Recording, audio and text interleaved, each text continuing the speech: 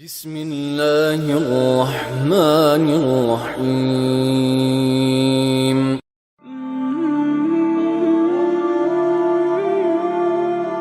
مصر کے بادشاہ نے اپنی بیٹی نکاح میں دی، واپس آئے، اولاد کوئی نہیں، 2 بیویاں، 86 برس کی عمر ہو گئی، مانگتے مانگتے مانگتے 60 سال کی دعاؤں کے بعد اللہ نے بیٹا دیا، اسماعیل۔ اور ابھی وہ چند دن کے تھے کہ اللہ کی طرف سے اشارہ ہوا، ان لے کے نکل، ان لے کے نکل۔ کدھر؟ اللہ نے سارا کے دل میں ڈال دیا، کھچاؤ، دل بند کر۔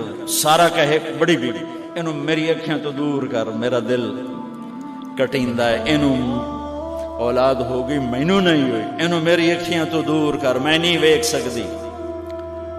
انہوں نے سمجھا سوکن پنا ہے، جبریل آ گیا کہ اللہ تعالیٰ فرما رہے ہیں جیسے کہہ رہی ہے ویسے کرو، لے جاؤ۔ کہ اللہ کہاں لے جاؤں؟ کہاں جہاں ہم کہیں۔ تو اللہ میں جامع کیویں؟ کہا جبریل آئے گا، زندگی میں پہلی دفعہ کائنات کی زندگی میں پہلی دفعہ جبریل انسانی شکل میں اونٹ پہ آئے، آگے جبریل اور پیچھے ابراہیم علیہ السلام، بچہ اور بیگم بھی ہاجرہ 20-22 سال عمر۔ چلو سارا سے بیٹا ہوتا، وہ بھی 80 سال کی ہو گئی تھی، تو ایک عورت زندگی گزار چکی ہے تو اس کو جدا کرنا آسان تھا۔ ہاجرہ شہزادی 20 سال عمر۔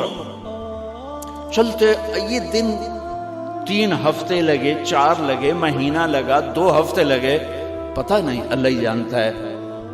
لیکن جب مکہ کی وادی میں پہنچے، جب نہ انسان، نہ درخت، نہ پانی، نہ سایہ، نہ غذا، اور ایک نشیب وادی جس کے چاروں طرف پہاڑ، صفا، مروہ، جبل ابی قبیس اور جبل ہندی یا جبل عمر، آج کل اس کا نام ہے، پتہ نہیں اس وقت کیا نام تھا، اب تو سارے صاف ہو گئے۔ یہ 4 پہاڑوں میں ایک نشیب آیا،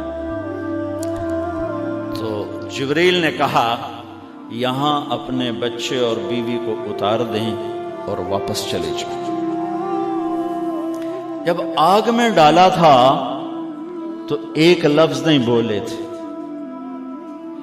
اور ایک طرف ہوا کا فرشتہ، ایک طرف پانی کا فرشتہ کہ ہم آپ کی مدد کریں، کہ اما الیک فلا، نہیں تمہاری ضرورت نہیں، اما الاللہ فنعم، اللہ ویکھ رہے آئے، انہوں بچاونا ہویا تو بچا لے سی، یہ ساڑنا ہویا تو ساڑ دے سی، میں تہاڈی لوڑ بھی فرشتوں سے بھی بے نیاز ہو کے۔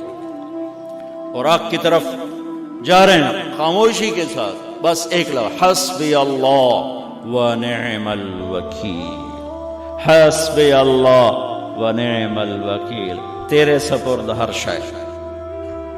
اس خوفناک آگ کے سامنے ایسا صبر، ایک لفظ نہیں بولے۔ جب جبریل نے کہا ایتھے چھوڑ دے ہو، ایک دم یہاں کیسے چھوڑ دوں؟ اللہ اکبر، یہاں تو نہ کوئی انسان ہے، نہ اسباب زندگی ہیں، نہ پانی ہے، کچھ بھی نہیں ہے، کیسے چھوڑ دوں؟ کہا آپ کے رب کا فرمان ہے یہیں چھوڑنا، کہ اس بچے کی پشت سے آخری نبی تشریف لائیں گے اور اس وادی کو میں تشریف لائیں گے۔ اسلمت لرب العالمین، ٹھیک چھوڑ دے۔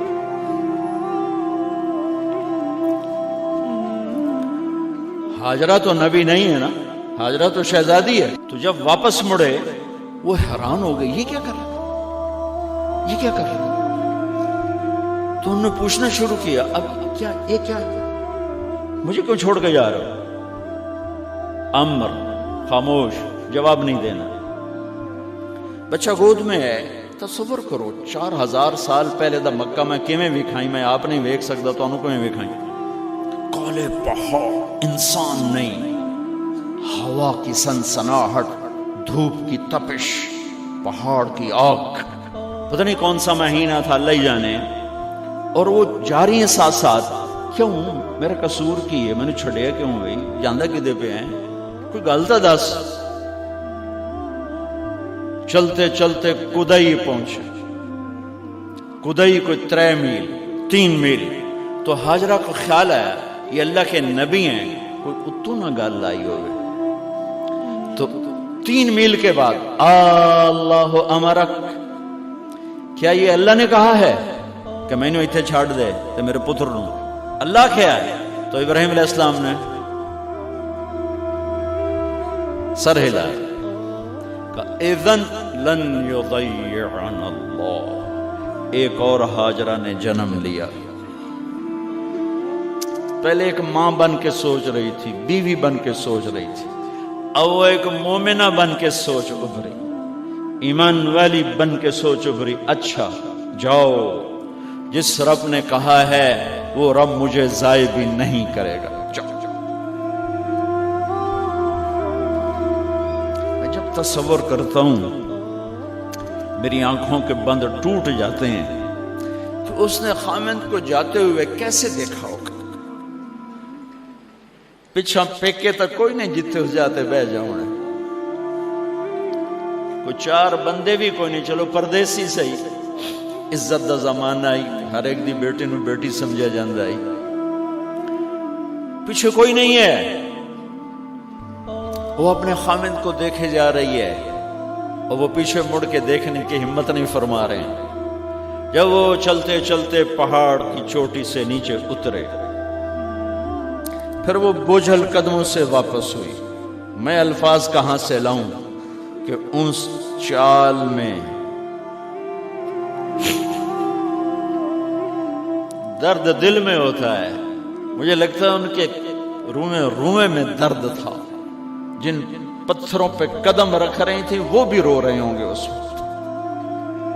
جو ہوا ٹکرا رہی ہوگی وہ بھی دھاڑے مارتی ہوئی گزرتی ہوگی. چمکتا سورج آگ برساتا ہے، وہ آنسو برسا رہا ہوگا اس وقت. اور ابراہیم جیسی ہستی، عزم کے پہاڑ، صبر کے پہاڑ، جب پہاڑ سے نیچے ہوئے تو ایک دم اونٹ سے چھلانگ لگا تھا. بیوی نے نہیں دکھایا. جب نیچے ہو گئے، بیگم غائب ہو گئی، پہاڑ سے نیچے اترے، پھر یوں منہ کر کے ہاتھ اٹھائے، ربنا انی اسکنت من ذریتی بواد غیر ذی زرع عند بیتک المحرم. میرے رب تو میں نے امر کیتا ایتھے چھڑ، اے جنگل، نہ بندہ نہ پرند، میں چھڑ کے اے جاندہ پہ. اسلمت لرب العالمین. ابراہیم علیہ السلام کی زندگی پیغام ہے. ہمیں بیوی بچے چھوڑنے کو نہیں کہہ رہا، ہمیں کہہ رہا ہے جھوٹ چھوڑو، فحاشی چھوڑو، بدماشی چھوڑو، بددیانتی چھوڑو، خیانت چھوڑو، شراب چھوڑو، بدکاری چھوڑو، جوا چھوڑو، ظلم چھوڑو. ہم سے یہ مطالبہ، چھوٹا جا مطالبہ ہے. ابراہیم کے آگے تو 2 بیویاں اور بیٹھی تھیں، ایک سارا، ایک مدین کی ماں، 2 بیویاں. فلسطین کی بستی آباد، سرسبز. ہاجرہ کے پاس کیا تھا؟ کالے پہاڑ، پانی بھی کوئی نہیں ہے. مجھے خیال آتا جب رات آئی ہوگی تو رات کا اندھیرا، پہاڑوں کا اندھیرا، کالے پتھروں کا اندھیرا، گہری وادی کا اندھیرا، ان سارے اندھیروں میں ایک عورت کا تصور کرو، معصوم بچے کو گود میں لے کے جب بیٹھی ہوگی تو تاروں نے ابھر کے دیکھا ہوگا کہ یہ کون مائی ہے. تاروں کو مسکراہٹ سے تشبیہ دی جاتی ہے. میں کہتا ہوں اس رات تارے بھی روئے ہوں گے، چاند بھی حیران ہوگا، ایک چکرے کون بی بی بیٹھی ہوئی ہے. اس مائی کی رات کیسے گزری، آنے والا گرم دن کیسے گزرا، پانی ختم ہوا، بچے کی ایڑیاں اور آہو بکا، اللہ زمزم پہلے کیوں نہ کڑھیا؟ اللہ کو پتا تھا میں نے زمزم نکالنا ہے، پہلے کیوں نہیں کڑھیا؟ انہوں روایا کیوں؟ مانو دوڑایا کیوں؟ صفا مروہ پھر پھر پھر پھر سینہ پاٹ گیا۔ یہ میرے اللہ نے دنیا کو امتحان کی جگہ بنایا ہے۔ وہ الف لام میم احسب الناس ان يتركوا ان يقولوا آمنا وهم لا يفتنون ولقد فتنا الذين من قبلهم فليعلمن الله الذين صدقوا وليعلمن الكاذبين۔ میں تسی کلمہ پڑھا ہے نا میرا، اب میں امتحان لوں گا۔ تسی پہلی تو دوئی چ نہیں جاون دین دیو جب تے امتحان پاس نہ کرے۔ پہلی تو دوئی بھی کوئی کلاس ہوندی نہیں، امتحان دیو امتحان دیو، پاس ہو گئے چلو ہن دوئی بہاؤ، نہیں پیچھا لے جاؤ۔